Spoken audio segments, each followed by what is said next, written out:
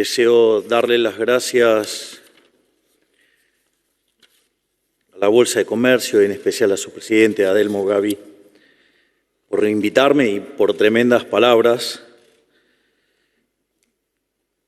Les aviso que el discurso no va a ser tan divertido como el del otro día. Este va a ser un discurso técnico, es otra tribuna. También quiero agradecer al querido Claudio Suchovicki, que fue quien hizo las gestiones para que yo pudiera estar aquí.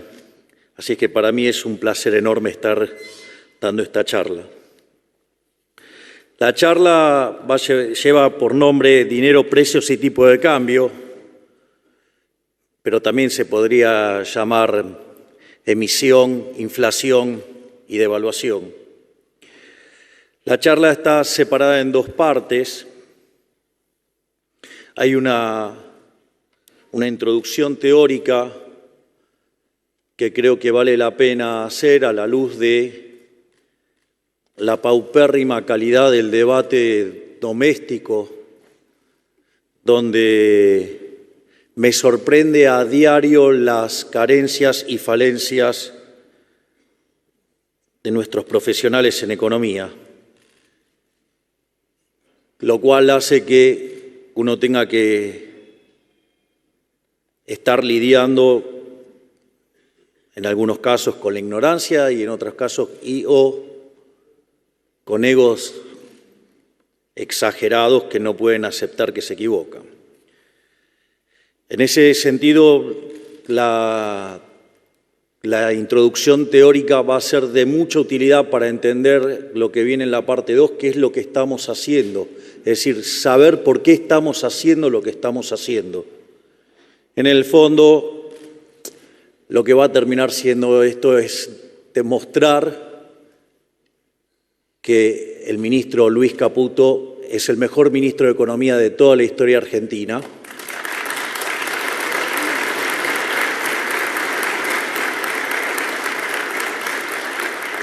Y que lo que está haciendo junto a Pablo Kirchner y con Santiago Bausili es una tarea enorme, monumental, y que solo la historia podrá dar cuenta del trabajo fabuloso que están haciendo, y que yo tengo el privilegio de ser el presidente que tiene este privilegio de tenerlos a ellos haciendo este trabajo.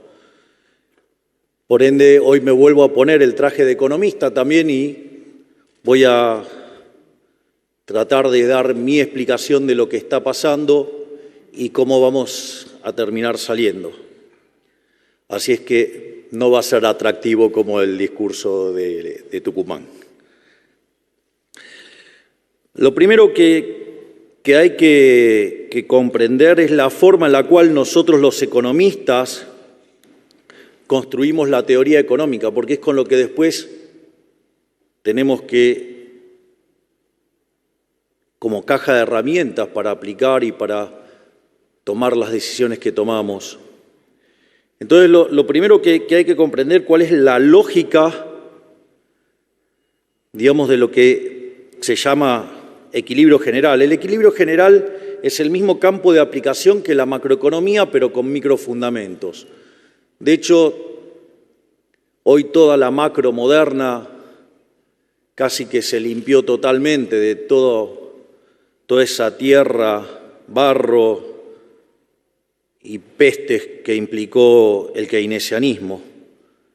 Pero bueno, eso pasa en otros lugares, acá no, entonces seguimos discutiendo, la cuadratura del círculo, el helado caliente, cosas que bastante complicado.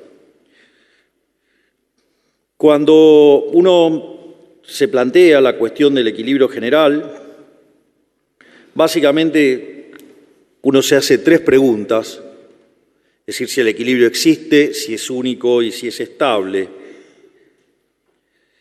Eso, la construcción de ese equilibrio surge de las funciones de exceso de demanda y buscar si existe el vector de precios que deja todas las funciones de exceso de demanda en cero, es decir, que todos los mercados en equilibrio simultáneamente. Y eso se construye entonces a partir de las funciones de demanda de cada uno de los bienes de la economía, de cada uno de los factores de la economía por parte de los individuos y por parte de las firmas, que además las firmas son propiedades de los individuos. Y esas funciones de demanda y oferta tienen una característica, básicamente, que son homogéneas de grado cero. Es decir, que sean homogéneas de grado cero quiere decir que depende de los precios relativos. A su vez, digamos, si esto uno lo mira, estas funciones de exceso de demanda, que se componen de las funciones de demanda menos las funciones de oferta para cada uno de los mercados, son funciones que lo que describen es que cada un precio que uno le da le contesta una cantidad. Pero eso no alcanza para resolver el problema, porque yo puedo tirar un vector de precios y me va a devolver un vector de cantidades y puede ser que ese vector de cantidades no sea de equilibrio. Entonces, los economistas creamos una ficción que se llama el subastador walrasiano, que lo que dice es que cuando la demanda supera la oferta, los precios suben y en el caso opuesto los precios bajan. Es decir, que si ustedes se fijan, es una función que cuando ustedes le tiran un precio, ahora les contesta una cantidad, o desde la cantidad le contesta un precio, para decirlo como corresponde. En ese sentido, en equilibrio general, también lo que construimos es una función compuesta entre estas funciones de exceso de demanda y la ley de Walras y el subastador walrasiano, y que si eso aplica en un conjunto que es convexo, cerrado y acotado y las funciones de exceso de demanda son continuas, entonces uno puede aplicar el teorema de punto fijo de Brouwer y entonces el equilibrio existe. Además, como estamos trabajando con funciones que son aplicaciones punto a punto, ese equilibrio es único y si asumimos que los efectos directos superan a los efectos cruzados, además el equilibrio es estable. Es decir, esas son las condiciones para las cuales uno, construye un modelo cuya solución existe, es única y es estable. Ahora, entonces lo primero que tenemos que tener claro que es este marco con el que trabajamos y es el marco donde pensamos y cómo diseñamos la política económica. Quiero contarles que la gran mayoría de los economistas no saben estas cosas, porque implica conocimientos de topología que no tienen. Entonces, por eso terminamos discutiendo cosas que verdaderamente son un sinsentido porque hay déficit de formación graves. Ahora, el otro problema es, que si yo tengo las características de este sistema, que es homogéneo de grado cero y que resuelve en precios relativos, quiere decir que ese sistema de ecuaciones no me contesta precios para todos los bienes. Me va a contestar precios para todos los bienes menos uno. De hecho, la ley de Walras dice, si n menos un mercado están en equilibrio, el restante también lo está, por lo tanto, es una ecuación redundante.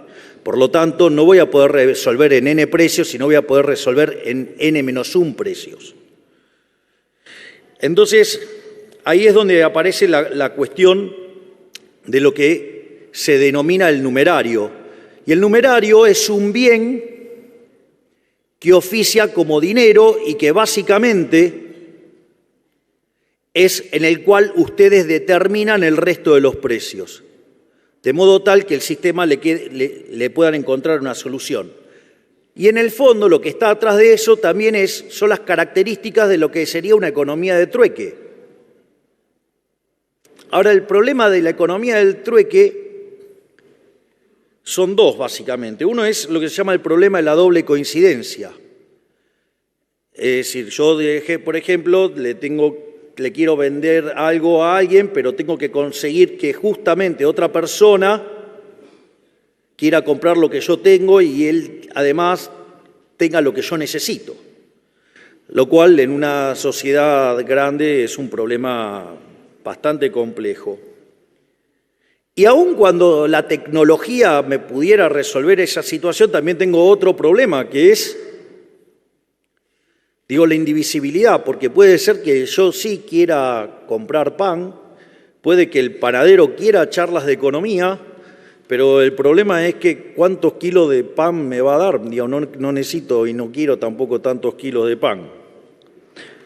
Asumo que van a estar un poquito más caras mis conferencias, en especial después de que hayamos sacado adelante la Argentina. En ese sentido, aparte saben que estoy comprometido fuertemente con eso porque renuncié a mi jubilación de privilegio. Así que más vale que haga las cosas bien porque si no después me va a ir mal en el postpresidencia. Dicho esto, entonces los individuos no se pusieron a llorar, los individuos agarran y frente al problema, ¿qué hacen? Y tratan de encontrar una solución. Y esto es lo importante porque esto es lo que empieza a dar muestra de qué es el dinero.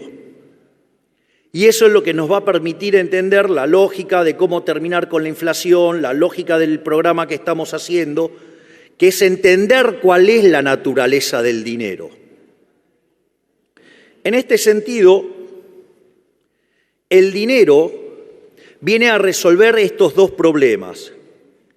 En definitiva, el dinero no es ni más ni menos que un bien de intercambio indirecto. Es decir, yo no demando dinero para llevármelos al traje de madera. Yo demando dinero para comprar otros bienes, para facilitar los intercambios. Entonces, cuando el hombre encontró, esto de, ¿cómo podía hacer para arreglar este problema? Una de las cosas que descubrió que había algunos bienes que se intercambiaban mucho más que otros. Entonces lo que hacía era comprar esos bienes que se intercambiaban más, no porque quería ese bien precisamente, sino porque le servía de manera indirecta poder hacerse del resto de los bienes. Entonces así aparecieron las primeras formas de dinero. Entonces, por ejemplo, cuando el hombre era nómade, el primer tipo de dinero que usó, ¿cuál fue? El ganado. Básicamente, ¿por qué? Porque viajaba con el ganado. Y como el ganado era algo que todos querían, entonces le servía para intercambiar, ya sea si quería propiamente ganado o si quería otros bienes, y podía utilizar el ganado como bien de intercambio indirecto. Si ustedes se fijan, eso ya representa una forma de dinero, que es un dinero mercancía. Naturalmente, después el hombre evolucionó, se convirtió en sedentario. Entonces, por ejemplo, algo que consumía mucho era pan. Entonces, naturalmente, la moneda se transformó ¿en cuál? En el trigo. ¿Por qué? Porque, era la forma de hacer intercambios indirectos, era la forma que permitía poder lograr transacciones. O así también fue con la sal, con el lino, con el tabaco. Ahora, si ustedes se fijan, entonces, ahora al hacer eso, ustedes se encuentran con que ya tienen una unidad de cuenta, es decir, van a fijar esos precios en esa unidad, ya sea el ganado, el trigo, la sal, el lino, el tabaco. Es un medio de pago generalizado, porque dadas las costumbres del lugar, lo pueden utilizar, o sea, está generalizado y aceptado, pero tiene un problema, que es que no opera como reserva de valor. Cualquiera de los bienes que acabamos de señalar tiene como característica que se deprecia en el tiempo. O dicho de otra manera, tienen una tasa de interés negativa. Por ejemplo, un bien con tasa de interés negativa es el helado. Ustedes se compran el helado, si no se lo comen, se le derrite. Bueno, estos bienes, con el paso del tiempo se degradaban.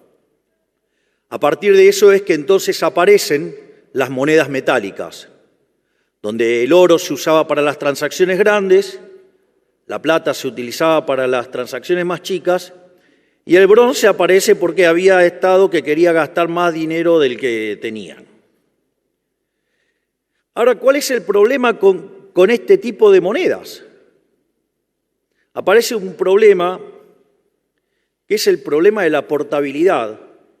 Por eso a mí siempre, cuando hablo de estos temas, me gusta mucho hablar de la serie El Zorro. Digamos que con todos los años que la llevan pasándola, imagino que el 90% de los que estamos acá ha visto El Zorro. El Zorro verdaderamente es un héroe, es un verdadero héroe. El Zorro es anarcocapitalista. Digo, es un anarquista de mercado y obviamente, o sea, es demonizado. Y seguramente que si estuvieran los medios de comunicación ensobrados por el capitán Monasterio, sería un terrible delincuente. Pero el Zorro era fabuloso. ¿Por qué, digamos, es fabuloso lo del Zorro? Porque en el Zorro no hay dinero papel. Entonces, cuando venía alguien del puerto y venía a comercializar, evidentemente no solo traía mercancía, sino que también ¿qué traía? Oro. Era como que llevaba una etiqueta en la cabeza que decía, tengo oro. Entonces, ¿qué pasa? Eran como penal sin arquero.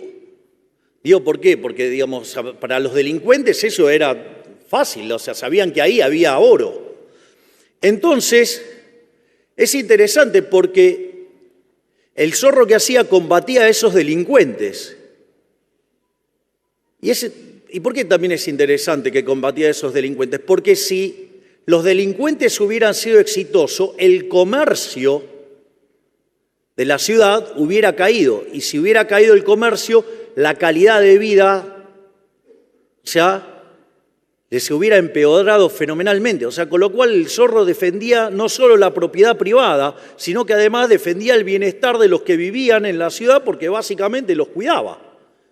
Es más, no solo eso, sino que además se peleaba con el capitán Monasterios y los demás, con lo cual, que además, ¿qué hacían? Les cobraban impuestos. Sí, un héroe total.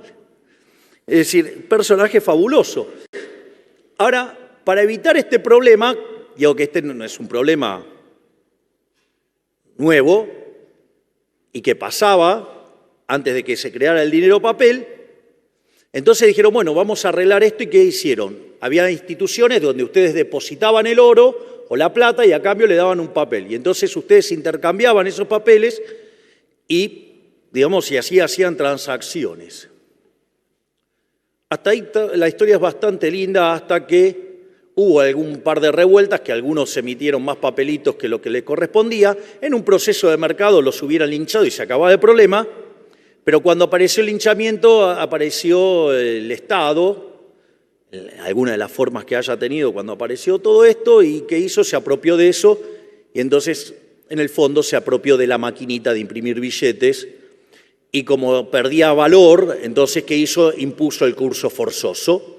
Y al momento que impusieron el curso forzoso para que ustedes no pudieran sustituir monedas, los obligaban a demandar la moneda doméstica y por lo tanto le ampliaban la base del impuesto inflacionario para robarlos. Digamos, una historia bastante conocida en el caso argentino, digamos, desde que se creó esa institución nefasta que está en Reconquista 266 llamado Banco Central de la República Argentina. Con lo cual, como verán, digamos, o sea, no ahora, pero lo sigo teniendo en la mira. Entonces, ahora, ¿cuál es el punto? El punto es que si yo ahora entiendo la naturaleza de cómo aparece el dinero, primero que me resuelve un problema muy interesante, porque ahora, ¿qué voy a usar como numerario? Voy a usar como numerario el dinero. Al utilizar como numerario el dinero, ahora voy a poder resolver el sistema de ecuaciones del modelo de equilibrio general todo en términos de precio de los bienes, en términos de unidades monetarias. Es decir, lo primero que me permite es que ustedes no tengan que estar mirando los precios relativos estrictamente, sino que van a estar mirando precios determinados en la moneda doméstica, o sea, en pesos. Es decir, con lo cual, en términos de manejo de información, es un ahorro bastante considerable. Imagínense si por cada cosa que van a comprar estuvieran, digamos, haciendo todas las cuentas todo el tiempo, o sea, sería bastante... Creo que pasaríamos más tiempo haciendo la cuenta que... Igual seguramente encontraríamos la calculadora que lo resolviera. O sea, los hombres no nos quedamos quietos. Y tampoco necesitamos que el Estado nos arregle los problemas. Dicho esto, entonces, Puesto así y sabiendo que el dinero es un bien de intercambio indirecto, eso quiere decir que la demanda de dinero es una demanda derivada. Es decir, es una demanda espejo de lo que pasa en el lado real del sistema, con la demanda de bienes. Por lo tanto, si es una demanda espejo, si es una demanda derivada, que solamente existe a los fines de instrumentar mis planes de consumo presente y futuro, es decir, mi sendero intertemporal de consumo, por lo tanto, la demanda de dinero en el fondo va a depender del sendero de consumo. Y el sendero de consumo, en términos intertemporales, depende de lo que Robert Lucas Jr., que en paz descanse, decía, los parámetros profundos. Es decir, depende de las preferencias, depende de la tecnología y depende de las dotaciones. Que salvo que sean omniscientes, omnipresentes y omnipotentes, no lo saben. Y para nosotros está dado. Por lo tanto, en condiciones normales, si no estuviera el Banco Central imprimiendo billetitos, haciéndose una fiesta y arruinándole la vida a la gente, la demanda de dinero concretamente tendría que ser una función absolutamente granítica, porque depende de parámetros profundos de los cuales, o sea, están dados para cada uno de nosotros. Por lo tanto, no tendría ni por qué existir, digamos, el Banco Central, porque en el fondo, eso depende de nuestras preferencias. De hecho, el dinero es un invento privado, ni siquiera es un invento que inventó el Estado. Es decir, el Estado se lo apropió, que es otra cosa. Entonces, en ese contexto, si la demanda real de dinero está dada, el equilibrio monetario significa que los saldos reales tienen que equilibrarse con la demanda real de dinero. Es decir, que la cantidad nominal de dinero dividido el nivel de precios, eso va a tener que ser igual a la demanda real de dinero. Y ahora, ¿con qué nos encontramos? Con la naturaleza monetaria de la inflación. Porque entonces, si la oferta real de dinero tiene que ser igual a la demanda real de dinero, y la demanda real de dinero depende del sendero intertemporal de consumo, que a su vez depende de parámetros profundos que están dados, consecuentemente aparece la naturaleza monetaria de la inflación, porque en la medida que yo modifique la cantidad de dinero, lo que voy a estar es modificando el nivel de precios. Entonces, ahí nos vamos a encontrar con esta frase que utilizaba Milton Friedman, que la inflación es siempre y en todo lugar un fenómeno monetario. Es decir, y lo único que puede hacer el Banco Central es determinar la escala nominal de la economía. Y el nivel de precios va a venir determinado, ¿por qué? Por el cociente entre la oferta de dinero, que es lo que controla el Banco Central, contra la demanda de dinero, que lo determinan ustedes. Por lo tanto, lo único que hace el Banco Central cuando modifica la cantidad de dinero es modificar el nivel de precios. De ahí la naturaleza monetaria de la inflación. Es decir, ¿qué inflación multicausal? No hay inflación multicausal. Es decir, llamará multicausal a los distintos disparates por los cuales un Banco Central emite. Porque el resto es pura zaraza. Es más, ¿quieren identificar malos economistas? Yo se los voy a decir. Pídanle que le escriban la función de demanda de dinero. Si el economista le escribe una función de demanda de dinero que no depende del consumo y que depende del ingreso y de la tasa de interés, se los digo yo, es un bruto. Y voy a explicar por qué. ¿Por qué es un bruto si pone el ingreso? Porque en un modelo de equilibrio general, si verdaderamente hacen equilibrio general como dicen que hacen, si hacen berretada keynesiana, eso es otro problema.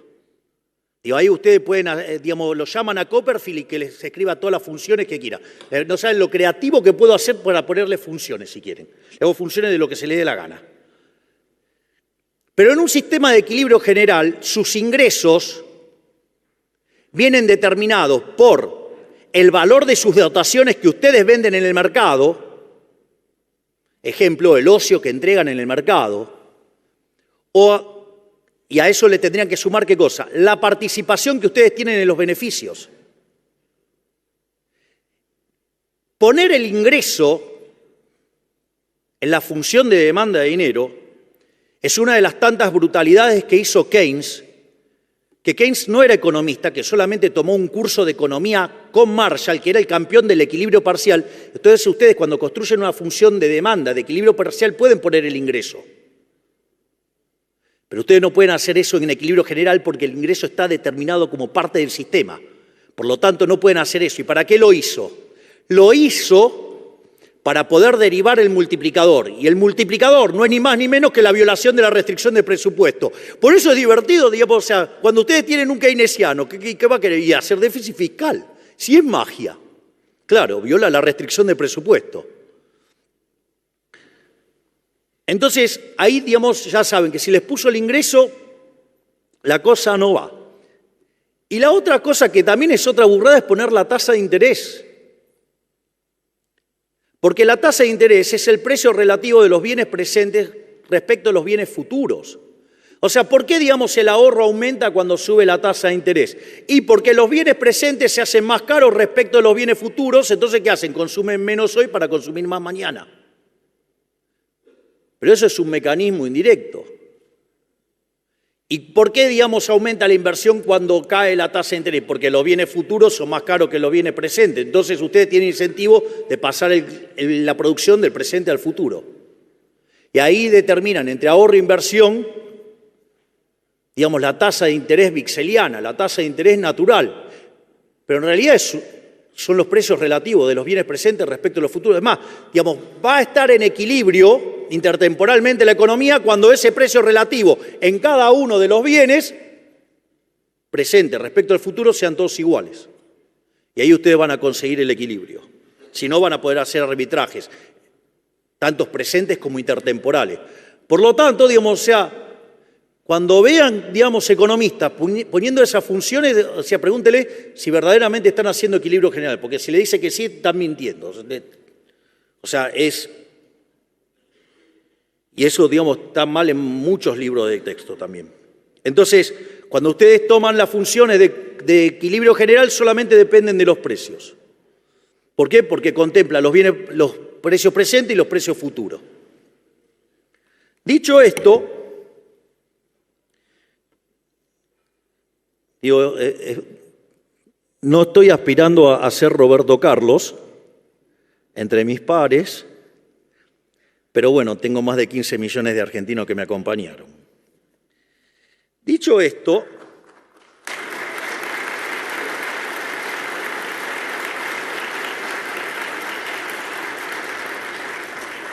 entonces, ¿qué es lo que pasa? Esto también tiene que ver con la definición de inflación.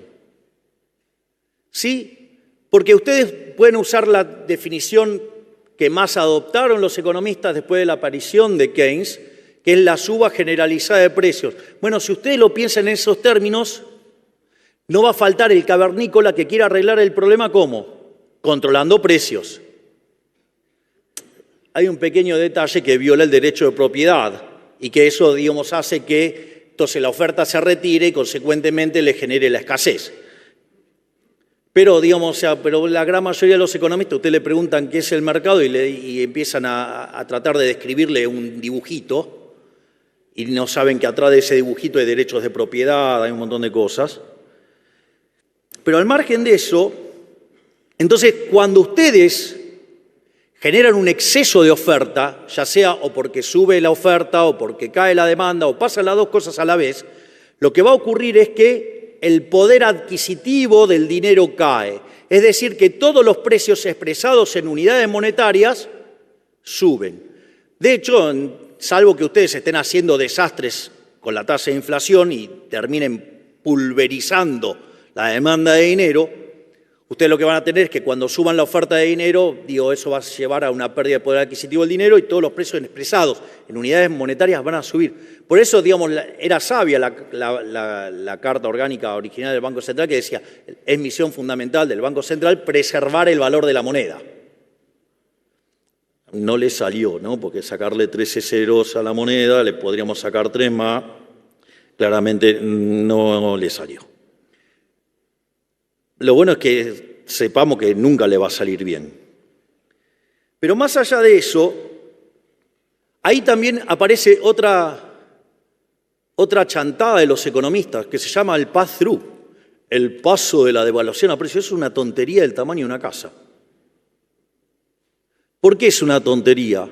Porque si la inflación, digamos, es siempre y en todo lugar un fenómeno monetario generado por un exceso de oferta de dinero que lleva a una pérdida de poder adquisitivo del dinero, todos los precios expresados en unidades monetarias suben. O sea, el tipo de cambio es un precio más, es el precio de una moneda extranjera, no sé, el dólar, el precio del dólar. Entonces sube porque en realidad no es que sube el dólar, está perdiendo poder adquisitivo el peso.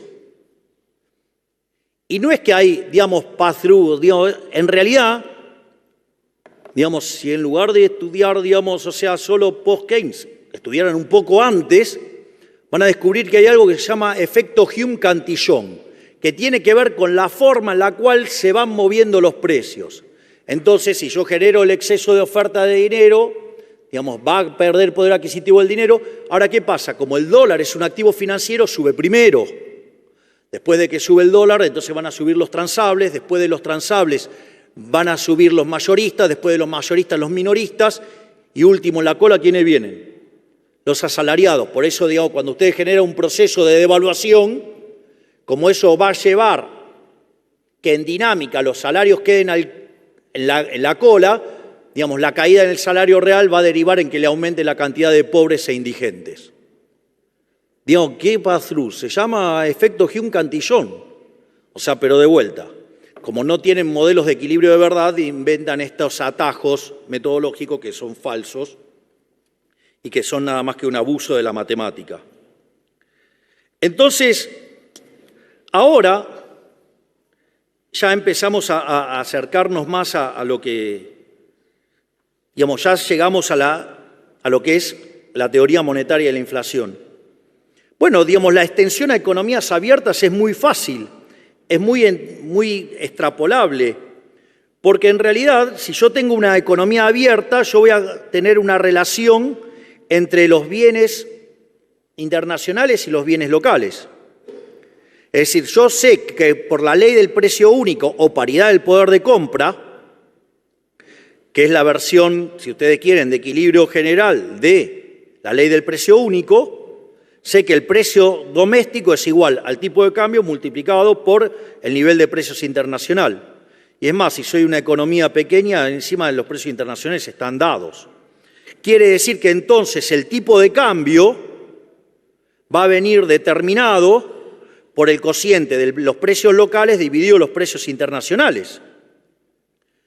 Y si yo sé que los bienes domésticos, el precio viene determinado por la oferta de dinero dividido la demanda real de dinero, lo mismo aplica también para el resto del mundo. Consecuentemente, nos encontramos con algo que se llaman las condiciones monetarias relativas. Y es que el tipo de cambio viene determinado por la oferta de dinero doméstica respecto de la oferta de dinero internacional y la demanda de dinero internacional respecto de la demanda de dinero local. En este sentido, digamos, si la demanda de dinero y la oferta de dinero en el mundo estuvieran dadas, cuando yo emito, dada la cantidad de demanda de dinero, no solo me va a subir el nivel de precios, sino que también me va a subir el tipo de cambio. Es decir, con lo cual les paso un dato. O sea, si yo dejo de emitir, no hay motivo para que suba el tipo de cambio. Digo, de ahí viene emisión cero. Es decir, estamos terminando con el problema de la inflación y obviamente del tipo de cambio. Es decir, nada más, lo único que tenían que hacer es ir a buscar en un libro de texto qué son las condiciones monetarias relativas y cómo, digamos, eso se interactúa y cómo mapea con el modelo de la paridad del poder de compra. Pero parece que tenemos economistas que no saben ni siquiera multiplicar y dividir.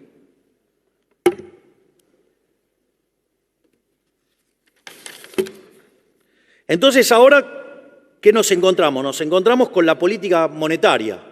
Entonces ustedes pueden seguir distintos modelos o distintas formas de política monetaria. Pueden utilizar una política monetaria exógena, digo, donde controlan la cantidad de dinero.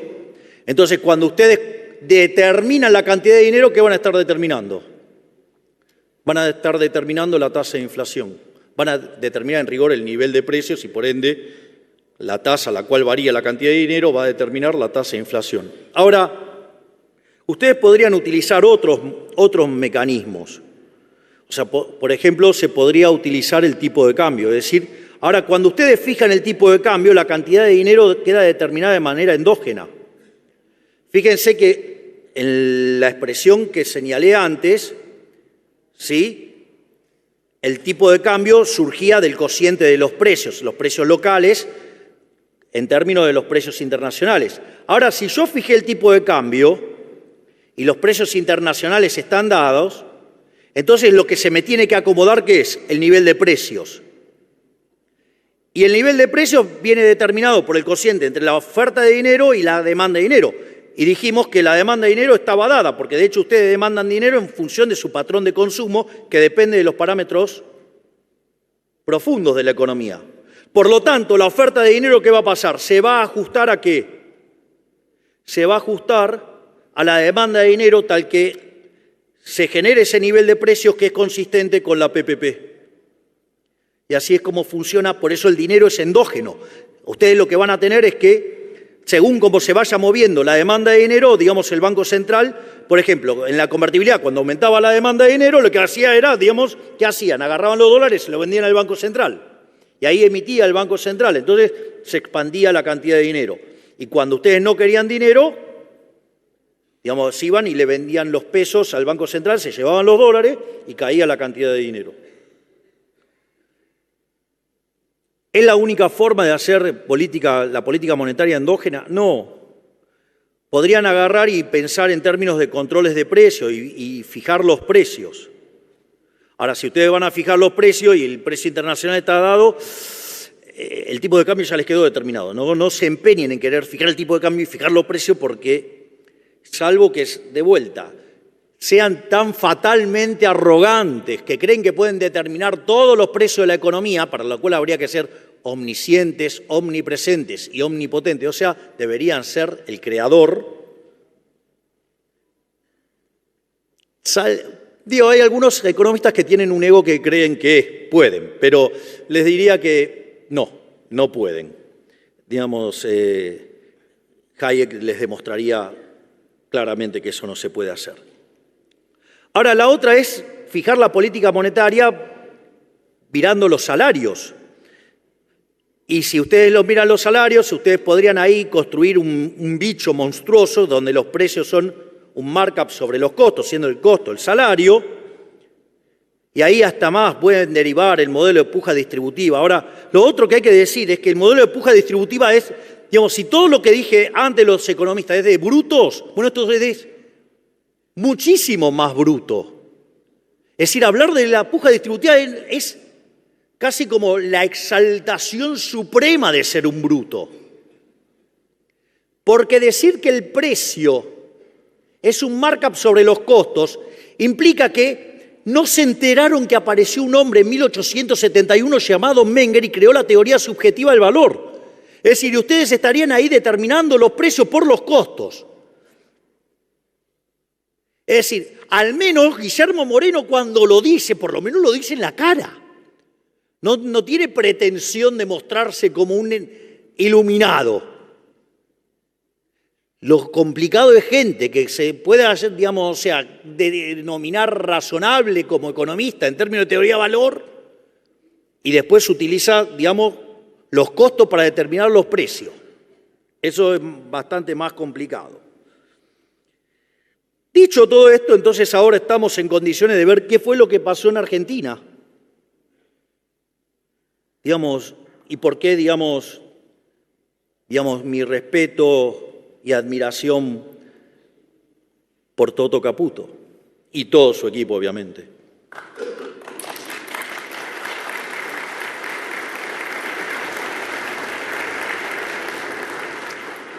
Como bien decía Adelmo, nosotros cuando ganamos, ganamos con dos mandatos muy claros.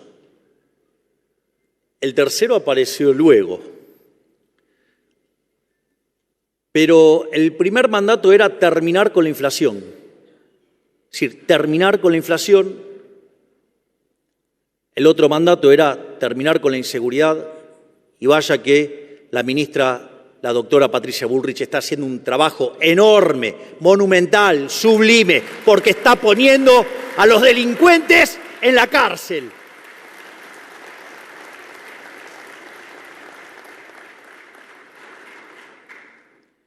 Y obviamente también un derivado, digamos, del ajuste que hicimos es que a la pobre ministra de Capital Humano le pegan por todo lado. ¿Por qué? Porque está descubriendo choreo por todo lado y entonces como está denunciando a todos los chorros, le pegan por todos lados. Pero, digamos, también estamos yendo por la corrupción.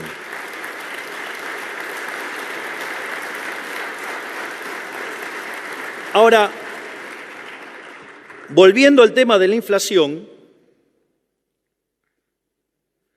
cuando estábamos allá por el mes de diciembre, la inflación venía corriendo al 1% diario. Eso, si ustedes lo anualizan, da cerca de 3.700 o 3.600 y algo. Ahora, cuando ustedes tomaban las 2 primeras semanas de diciembre, ya venía más rápido y si lo anualizaban les daba el 7.500 diario, anual. Entonces ustedes pueden decir, no, bueno, pero esto es una exageración. De hecho, yo recuerdo que cuando llegamos al poder, una de las cosas que hice en el discurso fue decirle la verdad a la gente. Bueno, de hecho es la primera vez en la historia, digo, no solo que gana un liberal libertario, que obviamente, digamos, ¿qué pretendían? ¿Que un liberal libertario gane en condiciones normales de presión y temperatura? Era obvio que tenía que ser un caos, porque si no hubieran seguido ganando los populistas. Eso, digamos, eso hay que internalizarlo. Lo segundo es que nosotros mostrábamos que esa tasa de inflación, si había convalidación monetaria, podía llegar a niveles del 15.000%, que tenía que ver con los desequilibrios monetarios más las necesidades de emisión y el descalabro que había dentro del Banco Central. En ese sentido, fue muy interesante porque, y esto, digamos, o sea, por eso, digamos, ahí muestra la deshonestidad intelectual de los economistas, porque como le pifiaron recurrentemente, entonces tratan de mostrar la historia que menos les duele en términos de pifiada, porque cuando ustedes toman la inflación mayorista del mes de diciembre fue 54%.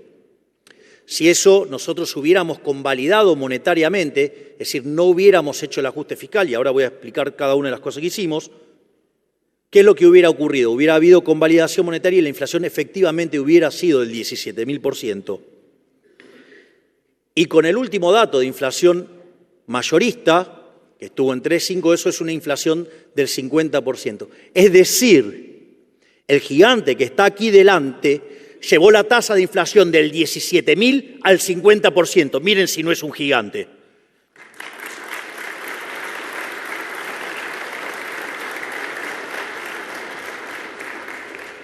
Ahora, pero entonces, ¿cómo funcionaba esto? Bueno, si nosotros decimos que la inflación es siempre y en todo lugar un fenómeno monetario generado por un exceso de oferta de dinero, que hace que el poder adquisitivo del dinero caiga y los precios expresados en unidad monetaria suban, lo que había que cortar era la emisión monetaria. Y ahí nos encontrábamos que teníamos un déficit consolidado de 15 puntos del PBI, donde 5 puntos estaban en el Tesoro y 10 puntos estaban en el Banco Central. Entonces, lo primero que hicimos fue ir a déficit cero. Esto es muy interesante porque nuestra hipótesis era lograrlo a lo largo del año 2024. Y ahí, digamos, el equipo de Toto tiró todo lo que había que tirar como para que lo pudiéramos lograr. Y hay algo que es muy interesante y que vale la pena que lo sepan. Es decir, nosotros decidimos cortar la obra pública de Cuajo, decidimos cortar las transferencias discrecionales a provincia de Cuajo, decidimos borrar a los intermediarios de la pobreza, con lo cual con el mismo dinero la gente estaba mucho mejor porque se bajaba el costo de transacción, o sea, el choreo. Tío. La gente Recuerdo que cuando, digamos, esa fue una acción coordinada entre la doctora Bullrich, la ministra Petovelo y el ministro Ferraro, que estaba a cargo de infraestructura. Una de las cosas que hicimos fue quitar la prestación del plan social. Cuando hicimos eso, verdaderamente nos dijeron de todo. La cantidad de cosas que le dijeron a la ministra Petovelo fueron enormes. Pero eso tenía un motivo. ¿Por qué? Porque los beneficiarios de los planes sociales cobran en una tarjeta. Pero ¿dónde está la trampa? Cuando necesitan que le verifiquen que habían tenido que trabajar. Y ahí era donde perdía la mitad del plan social. Entonces, en ese sentido, al quitar, dijimos que transitoriamente se quitaban la contraprestación. ¿Qué es lo que sucedió? No tuvieron que ir a firmar. Al no necesitar la firma, ¿qué pasó? Se le duplicaron los ingresos. Naturalmente, a los 3 días, el señor Beliboni nos estaba amenazando con una marcha, en la cual decía que iba a meter 50.000 personas en la plaza, cuando en realidad él decía ese número porque esperaba meter 100.000. Y ahí pusimos en marcha la nueva doctrina de seguridad, digamos, y el que cortaba la calle no iba a cobrar, además el que cortaba, digamos, además iba a tener consecuencias. Y no solo eso, sino que además utilizamos la red de transporte para comunicarle a la gente que no necesitaban ir a la marcha, que no tenían que ser extorsionados. Si eran extorsionados había un número para denunciar, que aviso que ya llevamos cerca de 20.000 denuncias, o sea, ejecutando, digamos, y haciéndole pagar consecuencias a aquellos que han extorsionado a los más vulnerables. Entonces, en ese sentido, ¿qué es lo que sucedió? Se quedaron sin poder de fuego. Y recuerdo que pusimos en la calle más de 12.000 efectivos y terminaron yendo 3.000. O sea, y ahí, a partir de ahí también pusimos en orden la calle, pusimos en orden los temas de seguridad y empezamos a dar esa batalla donde tenemos éxitos rutilantes como cuando las fuerzas federales ingresaron en Santa Fe y hicieron bajar la cantidad de homicidios, por ejemplo, un 70%. Es decir, logros, no palabras, no relatos, logros.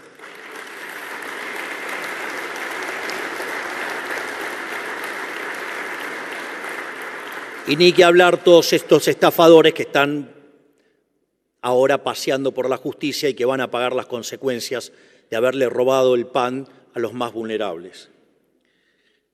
Volviendo al tema del ajuste fiscal, también, digamos, empezamos a eliminar los subsidios económicos y es muy gracioso porque cuando nosotros habíamos hecho campaña con una motosierra. También echamos un montón de empleados públicos y también, digamos, no les seguimos paso a paso la inflación a los salarios públicos. Y en ese contexto sí que hubo motosierra, pero aparecieron los catadores de ajustes. Es decir, unos chantas que decían que, por ejemplo, que no se podía ajustar más que 1% del PBI en un año, y que era un gran logro eso. Claro, frente al fracaso de que nosotros alcanzamos el déficit cero en el primer mes de gestión, empezaron con que no era sostenible. Tuvimos superávit también en febrero, en marzo, en abril, en mayo, junio y en junio también, a pesar de la estacionalidad del pago del aguinaldo. Entonces empezaron los catadores de ajuste, o sea, los que no se podía hacer ajuste, ahora empezaron con la calidad del ajuste. Entonces era mucha licuadora y tijerita. Cuando ustedes repasan lo que estamos ajustando, más del 90% es motosierra. Pero bueno, digamos, necesitan lavar sus culpas. Los pifiadores seriales necesitan lavar sus culpas. Si no, vayan, agarren los reportes que hacían en diciembre. Miren cómo le pifiaron todos. Ni les digo cuando decían que teníamos que poner el tipo de cambio en 600. Y si nos salía bien, el sendero de inflación que estimaban era más alto que el que tuvimos. Y después nos vienen a correr con el tipo de cambio real. Tienen un problema con el modelo. O sea, tienen un problema del modelo. Tienen mucha zaraza y poca matemática, por decirlo de alguna manera. Dicho esto, ahora, ¿alcanzaba con eso? No, no alcanzaba con eso. Había que ir, porque eso solamente nos arreglaba un tercio del problema. Los 2 tercios restantes estaban en el balance del Banco Central. Y era fundamental terminar con el déficit cuasi fiscal. No solo porque eran 10 puntos del PBI, sino que teníamos un problema que era la emisión endógena. Y ahí también aparecieron otros problemas. Porque claro, muchos están acostumbrados a mirar cómo se hace la política económica afuera y de repente, no, y eso también, digamos, podríamos ir y levantar todos los informes de todos los que decían que había que poner la tasa de interés real en un terreno positivo.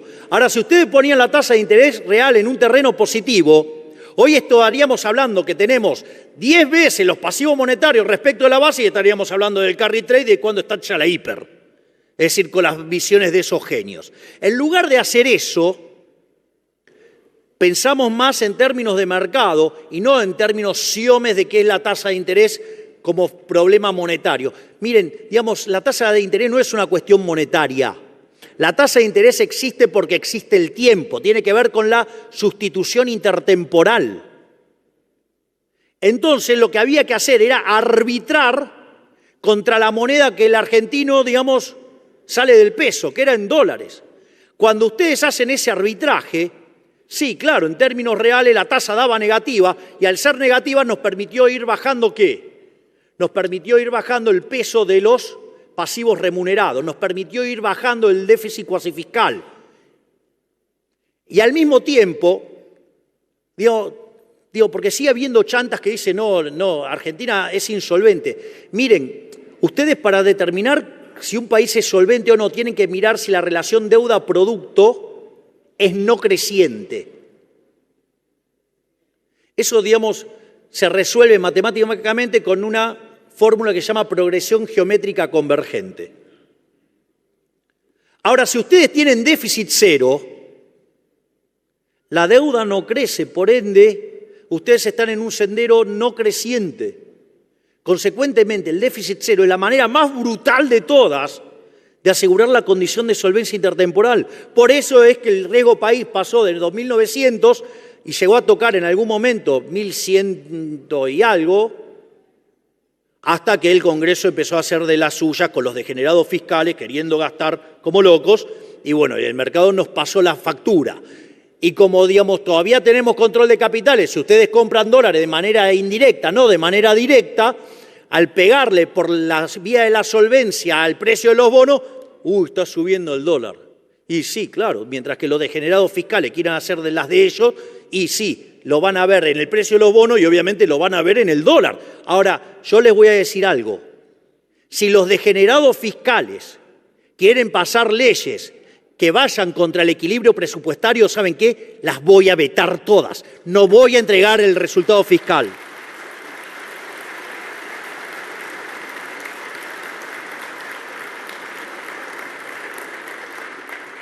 Y mientras que consolidábamos la solvencia fiscal, íbamos generando excedentes de caja y además íbamos licuando y corrigiendo el problema del balance del Banco Central, y con la tasa de inflación cayendo, se empezó a recrear una curva de pesos. Por eso siempre menciono también la enorme tarea del doctor Pablo Quirno, porque desde la política financiera se empezó a recrear una curva de pesos que es lo que hoy nos permite terminar de una vez por todas con el problema de los pasivos remunerados y con la emisión endógena de los pasivos remunerados para poder, sí, ahora avanzar en la segunda etapa del programa, que es la emisión cero. Por eso, terminado el déficit fiscal, terminado el problema de la generación endógena de dinero, nos resta resolver dos cuestiones. Una es el tema de los puts. Este tema, que parecía una abstracción, hace unos días ustedes vieron lo que podía causar. Pero dada la fuerte posición que nosotros tenemos en las cuentas del Banco Central y nuestra posición de caja en el Banco Nación, pudimos derrotar a ese banco con intenciones golpistas. Dicho esto, estamos avanzando en un acuerdo para terminar con el problema de los puts. Entonces la pregunta es, ¿cuándo salimos del cepo? Nosotros vamos a salir del cepo, digamos, y siempre lo dijimos, no es que no lo dijimos. Dijimos que había que alcanzar el equilibrio fiscal, chequeado, adentro. Dijimos que hay que terminar con los remunerados, adentro. Hay que terminar con los puts, los tenemos jaque mate. Y lo otro que necesitamos es la convergencia de la tasa de inflación. El primer escalón al que le tenemos que apuntar es justamente a que mapee la tasa de inflación con la tasa de devaluación. Una vez que alcancemos una inflación en torno al 2% mensual, vamos a ir por una tasa de inflación del 1% mensual. Y cuando la inflación haya desaparecido, cuando esté en niveles cercanos a cero, ahí vamos a tener que elegir si vamos a un esquema de devaluación cero, o sea, que sería tipo de cambio fijo, o dejamos flotar. Y también dijimos cuáles eran las condiciones. Porque ¿qué es lo que pasa? Las cuentas del sector externo en Argentina tienen estacionalidad. Digo, ¿qué pasaría si con todo el frío que estuvo haciendo estos últimos días nosotros no comprábamos gas? Hubiéramos defendido los dólares, pero ¿qué hubiera pasado?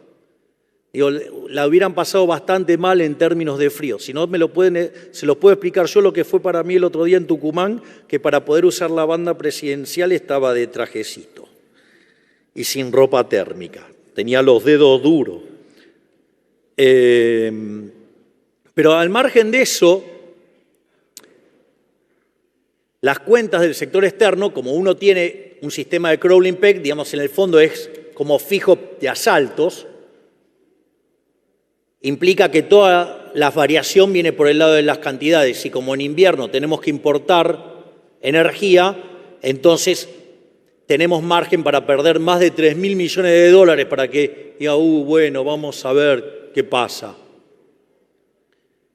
O sea, con lo cual, digo, si se empiezan a alterar porque perdemos dólares, es normal. Y le voy a decir algo, si hace más frío se pierden más dólares y si hace menos frío se pierden menos. Porque tiene que ver con eso. Ahora, ¿qué es lo que pasa? En esa dinámica, nosotros vamos a estar contrayendo la cantidad de dinero. Y el riesgo que tenemos es que la cantidad de dinero, por ejemplo, la base monetaria, sea muy baja. Y no sea cosa que por apretar tanto la cantidad de dinero terminemos ahogando la economía por acelerar la tasa de desinflación. Porque dicho sea de paso, además la economía empieza a mostrar signos de recuperación. Y además, ¿cómo va a venir la recuperación? Bueno, mire, primero ustedes lo están viendo, digamos, en los salarios reales del sector privado, claramente hace más de 2 meses que los salarios reales vienen subiendo y tampoco perdieron tanto como dicen. No solo eso, con el esquema de ajuste de las jubilaciones, en la medida que baja la tasa de inflación, las jubilaciones también le ganan. Por lo tanto, de corto plazo vamos a tener una recuperación de la demanda y vamos a empezar a salir. Además, ya habremos limpiado el problema de los stocks, porque cuando todos se venían a ver el desastre, ¿qué es lo que pasa? Se sobreestoquearon. Y entonces la consecuencia, ¿cuál es? Y que por un tiempo, digamos, la producción también cayó hasta que limpiaron los stocks. Ahora hay que recomponerlos, con lo cual ahí va a ir a empujar para adelante. Otra cosa que también va a empujar para adelante es el hecho de que Argentina es una economía que ha destruido su capital. Consecuentemente, el valor del producto marginal del capital es alto, es decir, los retornos reales de los proyectos son altos, por lo tanto, hay incentivos a invertir, aún con la vieja estructura jurídica. Como si fuera poco todo esto, el haber ahorrado 15 puntos del PBI, ese dinero ahora vuelve al sector privado. Mientras que en diciembre del año pasado nosotros discutíamos si íbamos o no a una hiperinflación, hoy discutimos sobre créditos hipotecarios a 30 años.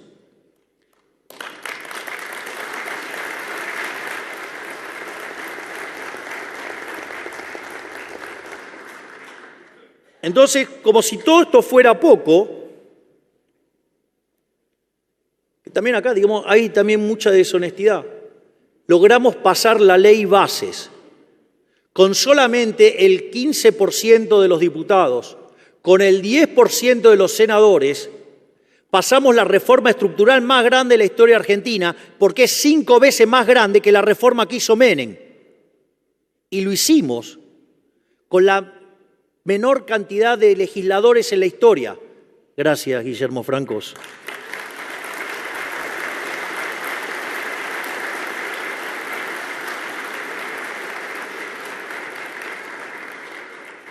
Pero todo no quedó ahí, porque además está todavía vigente el DNU. Por lo tanto, la reforma es 8 veces más grande que la que hizo Menem, que fue la reforma más grande de la historia argentina. Entonces, cuando dicen, no tiene plan, ¿no tenés plan? Digo, 800 reformas estructurales, no hay plan. Pero le voy a decir algo, hay en la gatera 3.200 más. Vamos a ser el país más libre del planeta.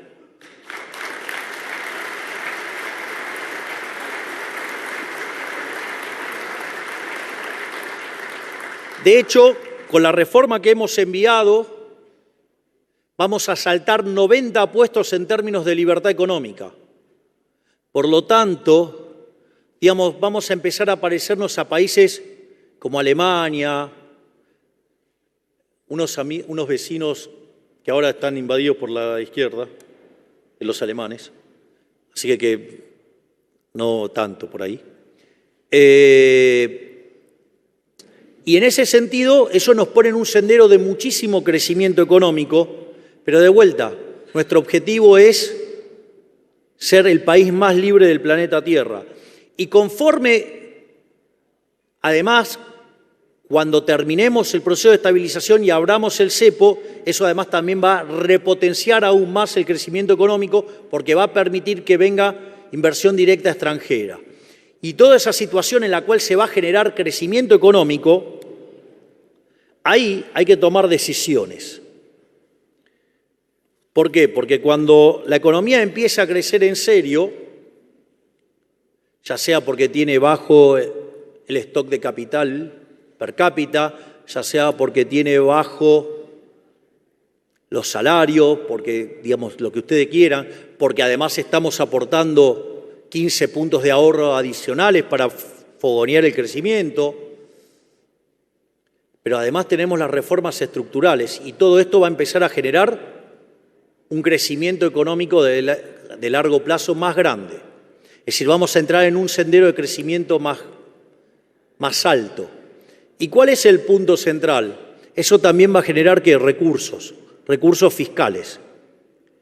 Yo me comprometo acá ante ustedes que esos recursos no van a ser para aumentar el gasto público. Esos recursos adicionales que genere el crecimiento se van a utilizar para bajar impuestos, para devolverle la libertad a los argentinos y para volver a crecer en serio.